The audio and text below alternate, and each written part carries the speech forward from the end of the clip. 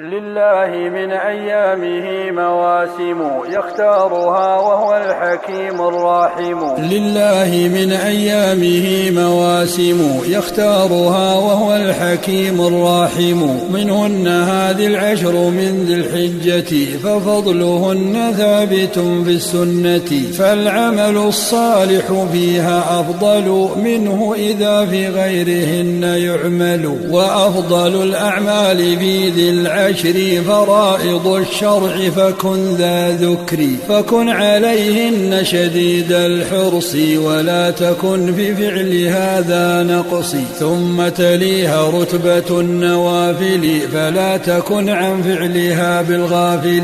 وحج إن تسطع له سبيلا ولا تؤخره ولو قليلا.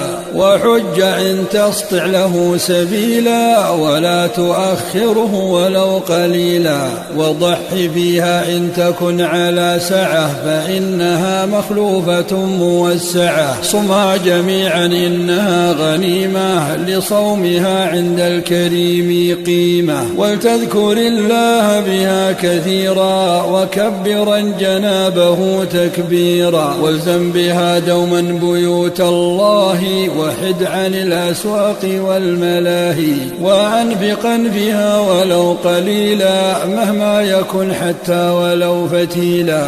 تعاهد المسكين والفقيرا وواسي فيها المجهد الكسيرا. وصل بها منقطع الأرحام تنسلك الأعمار بالأعوام. واحفظ بها اللسان والجوارح ولا تكن للمسلمين جارحا. وقم بها في الليل للجليل ثم اقرأ القرآن بالترتيل. وتب بها مما جنيت سابقا وكن إلى خيراتها مسابقا. وكن عن الدين بها منافحا لكل شر قامعا مكافحا. فذاك خير من جميع النفل فعر فيها كل أهل السفل. فالبر فيها فضله مضاعف فاغنم فإن الرب محسن عفو. قد خاب والله امرؤ محروم لا يذكر الله ولا يصوم. مضت عليه العشر وهو سادر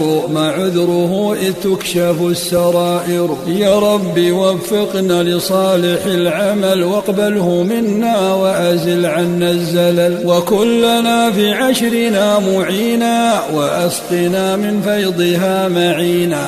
فأنت أولى من لأمر قد رجي وكل خير من عطاياك يجي. لله من أيامه مواسم يختارها وهو الحكيم الراحم. لله من أيامه مواسم يختارها وهو الحكيم الراحم.